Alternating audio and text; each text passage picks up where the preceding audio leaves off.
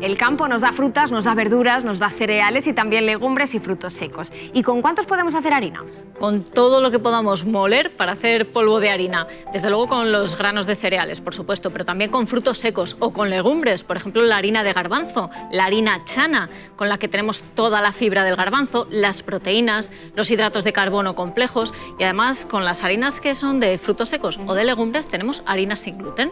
¿Y cuáles son los alimentos que sí tienen gluten? Pues son de un grupo de cereales, del trigo, incluido el trigo espelta y el camut, de la cebada, incluidos sus derivados, como por ejemplo la cerveza, del centeno y de la avena, que aunque en principio no tiene gluten y es bien tolerado por las personas sensibles al gluten, se puede contaminar muy fácilmente durante el tratamiento con otros cereales y demás, y por lo tanto tenemos que declararla como con gluten. Y el gluten además es una proteína de almacenamiento para el embrión del grano.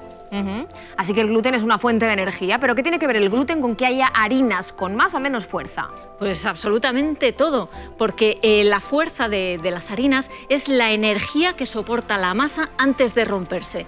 El gluten le da mucha elasticidad a la masa, así que a mayor cantidad de gluten, mayor elasticidad. Y además no solo le da esa elasticidad al principio, que se debe a las prolaminas y a las glutelinas, dos tipos de proteínas que conforman el gluten, sino que también en una segunda fase, después de que dejemos reposar la masa, le da también fuerza, le da resistencia. ¿Para qué queremos esta resistencia? Las levaduras que fermentan la masa se comen los hidratos de carbono, producen gas y ese gas queda atrapado en la red de gluten, que es una red tridimensional que tiene que soportar esa presión del gas. Así que cuanto más fuerza tenga la harina, cuanto más gluten tenga, mejor va a soportar esa presión de ese gas para retener todas las burbujas, para darle esponjosidad. ¿Y cómo saber cuándo tenemos que usar esas harinas? Por ejemplo, para hacer galletas. Sí, hay 4 tipos de harinas diferentes. Tenemos desde harinas muy flojas, que son las harinas panificables y son las ideales para esas galletas. Son harinas con menos gluten y por lo tanto no hace falta que retengan el gas. Es ideal para las masas que no necesitan fermentación. Luego tenemos harinas de media fuerza, de fuerza o de gran fuerza, y las de gran fuerza serían las que utilizaríamos para hacer, por ejemplo, pan rústico, que lo queremos más esponjoso, o croissants. ¿Y si en el envase dice harina de fuerza integral? Pues lo que vamos a tener es una harina con todo el gluten, pero además una harina que va a tener el salvado y el germen o el embrión. El salvado nos va a aportar mucha fibra y el germen o embrión nos aporta vitaminas y minerales. Sin embargo, con las harinas refinadas vamos a seguir teniendo todo el gluten, pero están hechas solo del endospermo. Así que tenemos hidratos de carbono complejos, tenemos el almidón, pero no vamos a tener ni el salvado con la fibra ni el germen que tiene las vitaminas y los minerales, esos micronutrientes.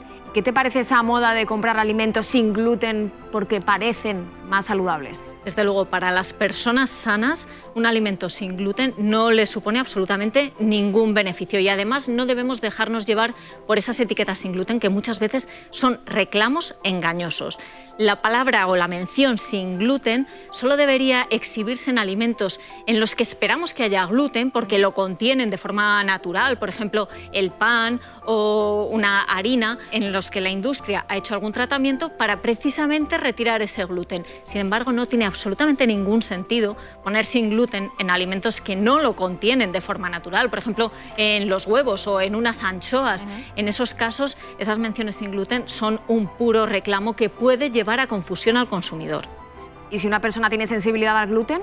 Desde luego, una persona con sensibilidad al gluten tiene que comer alimentos naturalmente libres de gluten, fundamentalmente frutas, legumbres, verduras, pero si opta por otro tipo de alimentos, debe escoger innecesariamente los alimentos que no tengan gluten. ¿Cómo lo va a saber? En la lista de ingredientes lo va a resaltar en el etiquetado. Va a poner si tienen trigo, si tienen centeno, va a poner el gluten y el cereal que tiene. Así que para las personas que tengan algún tipo de sensibilidad, cuidado con los alimentos que parece que van a llevar gluten, que pueden no llevarlo, y cuidado sobre todo con los alimentos que parece que están libres de gluten, pero que sí que tienen gluten.